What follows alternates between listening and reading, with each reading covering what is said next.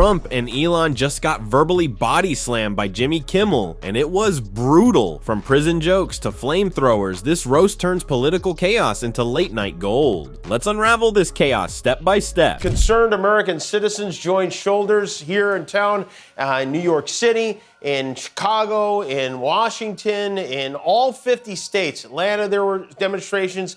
Democracy ain't dead yet. I guess Bernie Sanders was there. The rallies were organized for May Day to stand up against the war on working people being waged by Trump and his billionaire buddies. I wonder if Trump even sees these, though. You know, I mean, you will not find any evidence of them happening on FoxNews.com. He will not be leaving his Doge bros hanging. According to Elon, their work will go on without him. He said Doge is a way of life, like Buddhism.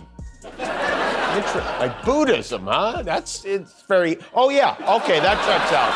That does check out. So now, I guess Elon can go back to his old job of impregnating women like a one-man Maury Povich show. Donald Trump's ego just got listed as missing, and Elon Musk's Twitter thumbs currently recovering in satire rehab. Jimmy Kimmel didn't just roast them. He launched a full-scale comedic carpet bombing on the Orange and Chief and the Tesla fertility wizard. We're talking political demolition here, folks. 1 minute, Trump's pretending protests don't exist. The next, he's getting verbally KO'd, while Elon compares Dogecoin to Buddhism. You can't make this stuff up. Kimmel isn't doing jokes. He's delivering digital justice with a late-night laugh track. And let's be real, even MAGA Twitter didn't know how to cope. Trump is silent. Elon's weirdly tweeting about vibes. It's like watching two billionaires try to fix their image with duct tape and delusion, but we're just getting started. Difficult to give Trump's first 100 days a grade, but if I had to, I'd say it falls somewhere between F and U.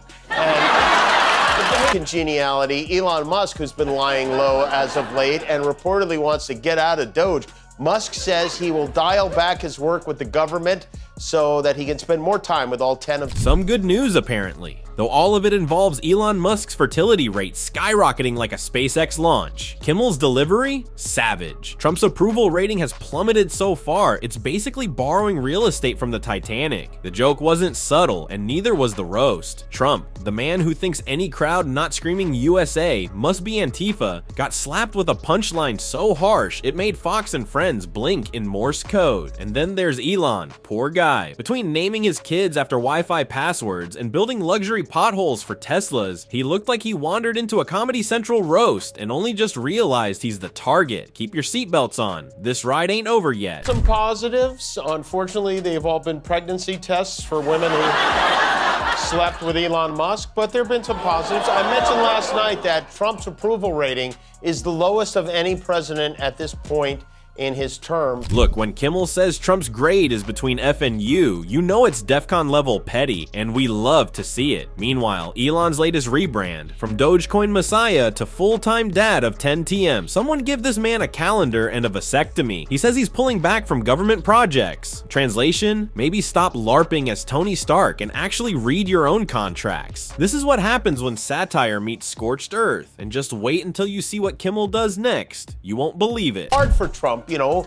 protesters making posters, using his beloved Sharpies against him, but maybe if he hadn't fired all those people, they wouldn't be able to march at 2 o'clock on a... You know things are bad when even Sharpies turn against you, but let's get into Trump. Trump's most trusted advisor, his pen, has now become a weapon of the resistance. Kimmel doesn't just mock him, he dismantles him. Trump's presidency is starting to look like a tragic sequel to The Apprentice, where instead of firing contestants, he's just firing the entire government, and somehow still shocked when people have the free time to protest. It's almost like actions have consequences. Wild concept. This is something that I'm pretty sure voters didn't have in mind when Trump promised to lower prices on day one. An increasing number of Americans are using short-term loans to pay for groceries.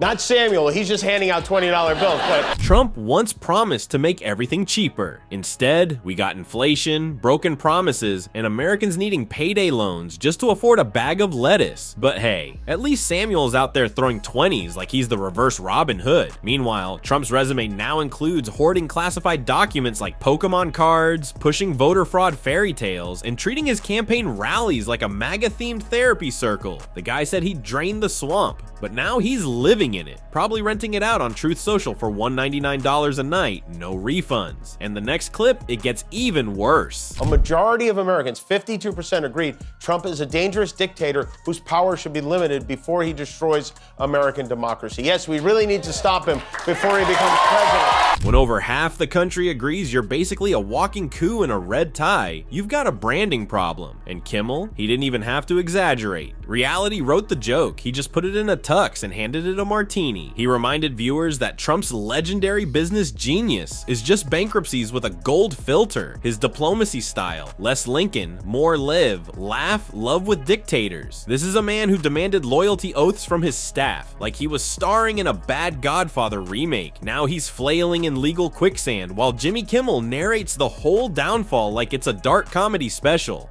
And honestly, it is. But wait, because Elon's next. You know, few stories capture the unicorn that is Donald Trump better than him wanting daily reports to make sure these guys are in the office while he is on a golf course in Florida cruising around in his cart. Trump demanding daily work updates while doing donuts in a golf cart? That's not presidential. That's a real-time parody of a guy who still thinks he's the boss on The Apprentice, government shutdown edition. But let's shift from golf carts to space bars. Because Elon Musk didn't walk away unscathed. Kimmel carved up Elon like a Mars-themed entree, and the flavor was fully roasted. Elon, the once fabled genius, now looks more like a Reddit mod with a rocket budget. His late night tweets read like someone arguing with their smart fridge. And then there's X, the artist formerly known as Twitter, which now feels like a group chat for conspiracy theorists who miss MySpace. Kimmel didn't hold back. Elon, the man who tanked Tesla stock by getting high on a podcast, the man who names his kids after CAPTCHA codes, the man who thought flamethrowers were a sensible business idea. It's not innovation, it's Silicon Valley gone wild. Kimmel nailed it. Elon isn't becoming Iron Man. He's morphing into the villain from his own origin story, complete with a tech empire, a shaky moral compass, and a side quest to colonize Mars while Earth is still buffering. Elon, he can't spend all his time in Washington. He has a company to run into the ground.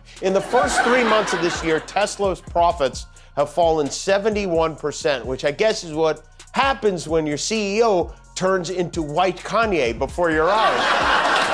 Elon Musk, part-time Mars colonizer, full-time financial disaster. Tesla's profits didn't just dip, they swan dived, down 71% in 1 quarter. That's not a decline, that's a live-streamed implosion. And Kimmel, he didn't miss. Calling Musk white Kanye might be the most accurate rebrand in tech history. Delusional, erratic, and still convinced they're misunderstood geniuses. But this isn't just about goofy billionaires doing damage to their own brands. It's about the damage they're doing to everyone else. Kimmel didn't stay on the surface. He dug in, like a late-night surgeon with sarcasm as a scalpel. Trump's lies? Not harmless rants. They fueled a literal insurrection. Elon's takeover of Twitter, not just cringe posts, it opened the gates to hate speech, fake news, and digital chaos. Every joke landed like a punch because underneath each one was something brutally true. Trump didn't just like dictators, he idolized them. He ran the presidency like a strongman starter pack and left democracy looking like it went 12 rounds with a meat grinder. And Elon, he didn't just break Twitter, he turned it into a MAGA karaoke bar with a crypto gift shop. This monologue wasn't just late night banter, it was a full-blown reckoning, served with a grin and a shot of truth. I'm really not sure going back to Tesla is going to help anything at all. The reason Tesla is tanking is because people hate him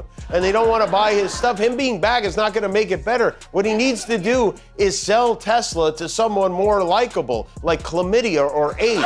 Tesla's biggest problem, not the tech, not the cars, it's Elon. People are actively not buying his products because they can't stand him. Kimmel's cure? Hand the company over to someone more lovable, like a bacterial infection. At least chlamydia doesn't tweet at 3 a.m. about free speech. And yeah, the reactions were exactly what you'd expect. Trump cultists screamed witch hunt. Musk fanboys tried to meme themselves out of an existential crisis. But the internet? Oh, the internet chose laughter. Because when the truth is delivered with a punchline, it hits harder. Trump, the human temper tantrum in a suit. Elon, the billionaire with the emotional range of a printer error. Kimmel didn't just mock them, he unplugged them. And Trump is just raging. How weak and pathetic is a guy like that?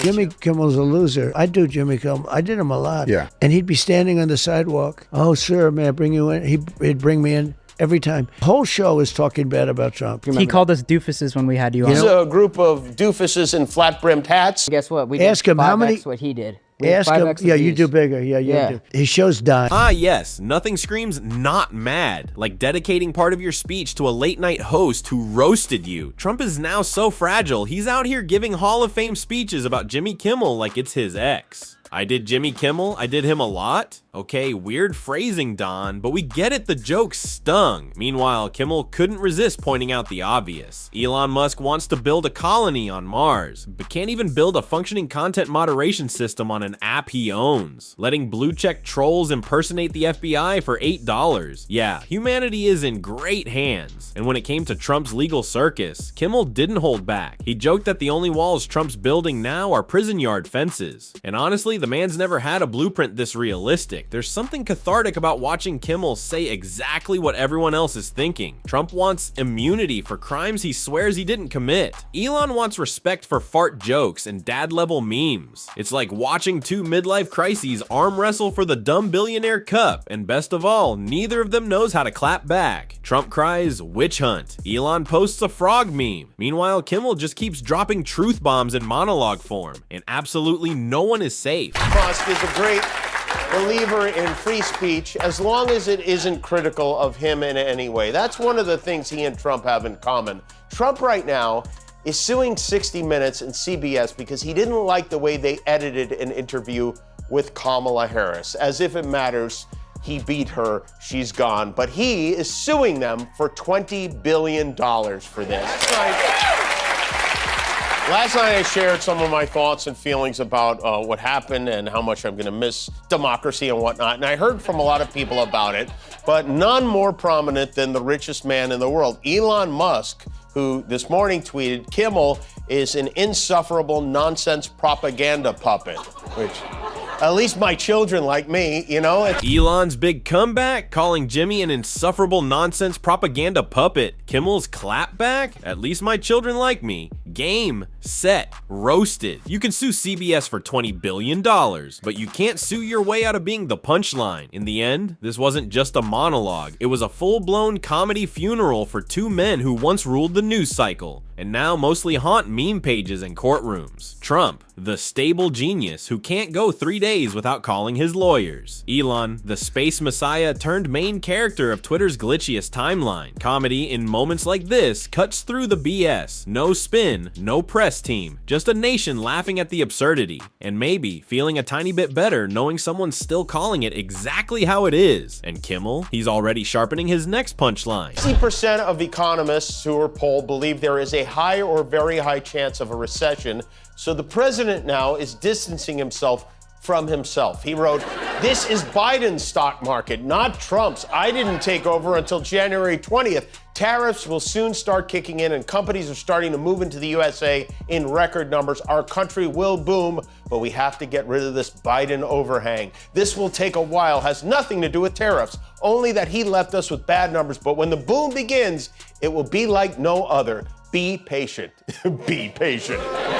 Ah yes, Trump, the only man who can blame someone else for his own economy. While writing a Facebook status about how it's actually about to boom, Kimmel nailed it. Trump is now distancing himself from himself, like a guy caught cheating who tells his wife, "That wasn't me, that was January me." And if you thought we hit peak ridiculous, let's talk about the bromance nobody wanted. Trump and Elon, the ego-powered buddy comedy that somehow got greenlit by reality. One's selling red hats in rage, the other's selling flamethrowers to tech bros who think JavaScript is a political stance. Together, they orbit each other like two broken satellites, occasionally crashing into each other in a glorious mushroom cloud of narcissism and daddy issues. Trump loves Elon when Elon agrees with him, and Elon loves Trump until Trump forgets to retweet him. It's like watching two insecure influencers ghost each other over who liked whose Instagram post first. Kimmel spotted it immediately. He's not just roasting them individually, he's skewering their toxic friendship arc like it's the finale of America's Next Top Narcissist. And don't forget Elon's brief flirtation with being a centrist. Remember that? He tried to cosplay as neutral for like a week until he realized free speech means something very different when it's your name trending with the word lawsuit. lawsuit. Kimmel torched that little identity crisis too, because nothing says middle ground like palling around with conspiracy theorists while also whining that billionaires are the real victims. Elon wants to be both the edgy outsider and the ruling class. It's like trying to be Batman and the Joker at the same time. Mar-a-Lago tonight for another 3-day weekend. This is his 10th weekend trip